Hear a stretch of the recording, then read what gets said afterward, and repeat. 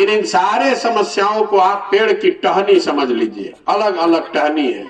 जड़ में ये बात है कि बिहार में एक अच्छी सरकार होनी चाहिए। नमस्कार, आप देख रहे हैं लाइव सिटीज। आपके साथ मैं हूं मुस्कान। प्रशांत किशोर जन स्वराज यात्रा पे निकले हुए हैं और इस जन स्वराज यात्रा के 71वें दिन वो पूर्वी चंपारण के ढाका प्रखंड के बरहरवा मोहम्मद फतेह पंचायत में पहुंचे, जहां उन्होंने लोगों को जनसभा को संबोधित किया। उन्होंने कहा कि वो बिहार को बेहतर बनाने के संकल्प में हैं और उन्होंने साथ ही क्या कुछ कहा है, पहले आप वो सुनिए।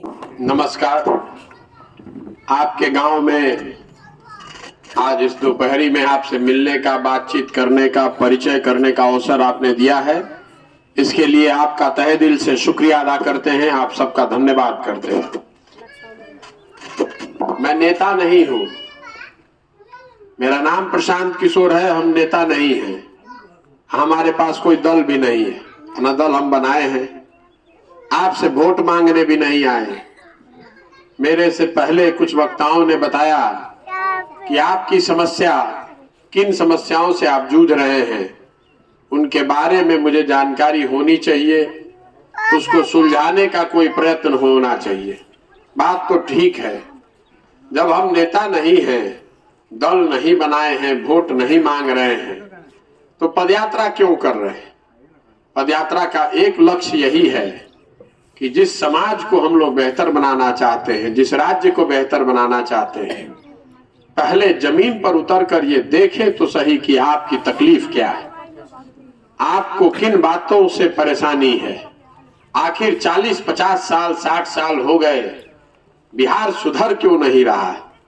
50 साल पहले भी बिहार देश का सबसे गरीब राज्य था और आज भी देश का सबसे गरीब राज्य बिहार ही है।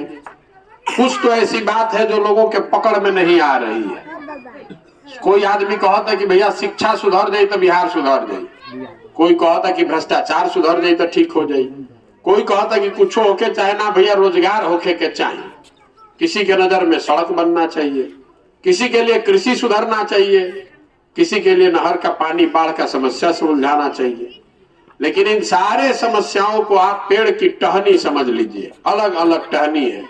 जड़ में ये बात है कि बिहार में एक अच्छी सरकार होनी चाहिए। जब तक सरकार अच्छी नहीं होगी, जब तक जिन लोगों को आप और हम चुनकर भेज रहे हैं वो आदमी सही नहीं होगा, तो कुछ भी यहाँ सही नहीं हो सकता है। यह आपका भ्रम है कि शिक्षा ठीक हो जाए तो बिहार सुधर जाए। कैसे भ्रष्टाचार रुकेगा? जिनको आपने चुनकर भेजा है वही अगर भ्रष्टाचारी है तो भ्रष्टाचार कैसे रुकेगा? आप जिनको चुनकर शिक्षा मंत्री बनाते हैं वो खुद ही लूट में लगा हुआ है, वही पेपर लीक कर रहा है, उसको शिक्षा की कोई चिंता ही नहीं है, तो कैसे शिक्षा सुधर जाएगी? जो आदमी मंच पर आता है वो यही कहता है कि हमरा के वोट दे दो, हम आए तो ठीक कर दे। हम आपको ये कहने आए हैं कि हमारे करने से कुछ नहीं होगा। तो आपने सुना कि प्रशांत किशोर ने क्या कुछ कहा। उन्होंने कहा कि बिहार को एक वो बेहतर राज्य बनाने के संकल्प में निकले हैं और साथ ही उन्होंने ये भी कहा कि इस 40 साल में आज भी जो हमारा बिहार राज्य है वो बहुत ही ज़्यादा पिछड़ा हुआ है। बिहार राज्य का जो समस्या है वो पेड़ की टहनियों जैसा है, ये उन्होंने कहा। उन्होंने बताया कि ये बिहार राज्य का समस्या पेड़ की टहनियों जैसा है, लेकिन जो इसका समाधान है वो जड़ में है और ये जड़ तभी सुधरेगा जब अच्छी सरकार आएगी और अच्छी सरकार आने से जड़ का समाधान निकलेगा, तो जो पेड़ की टहनियाँ हैं वो उसका समस्या अपने आप ही निकल जाएगा। तो इस खबर में इतना ही। बने रहे लाइव सिटीज़ के।